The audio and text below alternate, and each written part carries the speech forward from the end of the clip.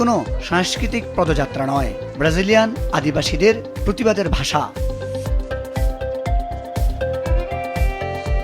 ব্রাজিলের রাজধানী ব্রাজিলিয়ায় নিজেদের অধিকার আদায়ে রাজপথে নেমেছেন কয়েক হাজার আদিবাসী মানুষ। 200টিরও বেশি উপজাতির প্রায় 7,000 প্রতিনিধি গত মঙ্গলবার থেকে শুরু হওয়া এই বিক্ষোভ পদযাত্রায় অংশ নিচ্ছেন।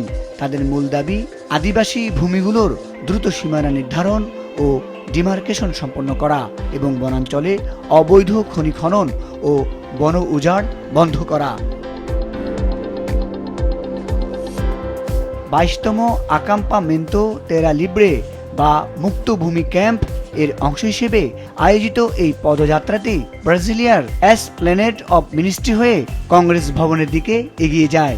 বিক্ষোভকারীরা এ সময় বলতে থাকেন, আমাদের ভবিষ্যৎ বিক্রির জন্য নয়, আমরাই এর সমাধান স্লোগান নিয়ে রাজপথ মুখরিত করে তোলেন। প্রেসিডেন্ট লুইজ ইনাসিলিও লুলা দা সিলভার সরকার এ পর্যন্ত 20টিরও বেশি আদিবাসী ভূমি ডিমার্কেশন সম্পন্ন করলেও আন্দোলনকারীরা একে অপ্রতুল বলে মনে করছেন। তারা দ্রুত এই প্রক্রিয়া শেষ করার জন্য সরকারের উপর চাপ সৃষ্টি করছেন। বিক্ষোভের অন্যতম প্রধান লক্ষ্য ছিল বিতর্কিত মার্কো টেম্পোরাল বা সময়সীমা নীতির প্রতিবাদ করা। কংগ্রেসের পক্ষ থেকে এই নীতিটি পুনরায় সচল করার চেষ্টা করার সমালোচনা করছেন আদিবাসী নেতারা।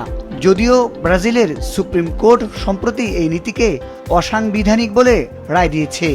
এই নীতি অনুযায়ী 1988 সালের আগে যেসব আদিবাসী তাদের ভূমিতে ছিলেন না, তারা মালিকানা দাবি করতে পারবে না, যা হাজার আদিবাসীকে নিজ ভিটা থেকে উচ্ছেদের ঝুঁকিতে ফেলবে।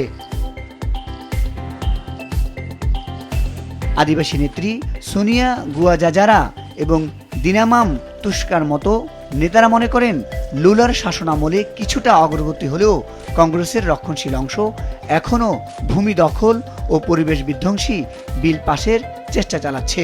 বিশেষ করে অ্যামাজন রেইন ফরেস্টে বড় কৃষি ও খনি প্রকল্পগুলোর কারণে স্থানীয়রা সহিংসতার শিকার হচ্ছেন বলে দাবি তাদের। Todos nós povos indígenas, aqui é o momento da gente reivindicar nossos direitos, justamente na capital, porque é a capital do poder. Então é uma maneira de todos os povos indígenas se reunirem com união para reivindicar nossos direitos. আগামী 11 April পর্যন্ত এই অবস্থান কর্মসূচি চলবে। এই বিশাল সমাবেশের মাধ্যমে আদিবাসীরা বিশ্ববাসীকে বার্তা দিতে চাইছেন যে জলবায়ু সংকট মোকাবেলা এবং অ্যামাজন রক্ষার চাবিকাঠি রয়েছে তাদের ভূমির অধিকারের মধ্যেই। মুজাহিদ সাকিফ, মাছরাঙ্গা নিউজ ডেস্ক।